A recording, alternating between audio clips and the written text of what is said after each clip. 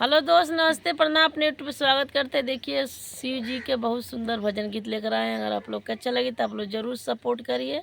हम ऐसे बताना है गीत कैसा है। के हर ऐसे जाटा भारी जाटा हिलबे करी, लाटा हिलबे करी। के हर से में दुर्गा मैया आंगन में दिया ना जरबे करी। हर से में दुर्गा मैया आंगन में दिया ना जरबे करी। पछुआ से लाटा धारी लाटा हिलबे करी, लाटा हिलबे करी। पूर्व से में दुर्गा मैया आंगन में दिया ना जरबे करी। पूर्व से में दुर्गा मैया आंगन में दिया ना जरबे करी। कहाँ बैठाई लाटा धारी लाटा हिलबे करी, लाटा हिलबे करी। कहाँ बैठाई बो दुर्गा मैया आंगन में दिया ना जरबे करी। कहाँ बैठाई बो दुर्गा मैया आंगन में दिया ना जरबे करी।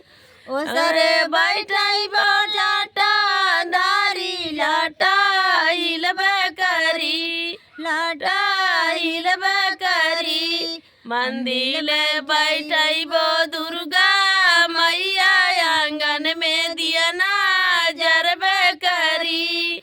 मंदिर में बैठाई बो दुर्गा मैया आंगन में दिया ना जरबे करी। काऊ की आई बो जाटा धारी लाटा हिलबे करी, लाटा हिलबे करी। काऊ की आई बो दुर्गा मैया आंगन में दिया ना जरबे करी। काऊ की आई बो दुर्गा मैया आंगन में दिया ना जरबे करी।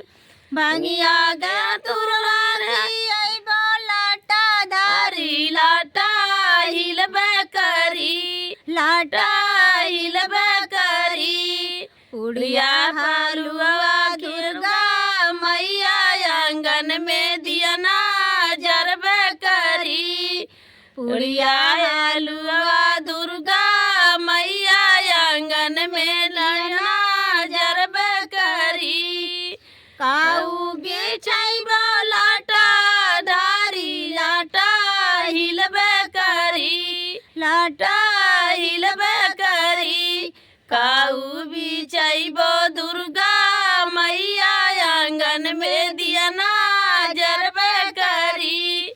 काऊ बिछाई बो दुर्गा मैया आंगन में दिया ना जरबे करी।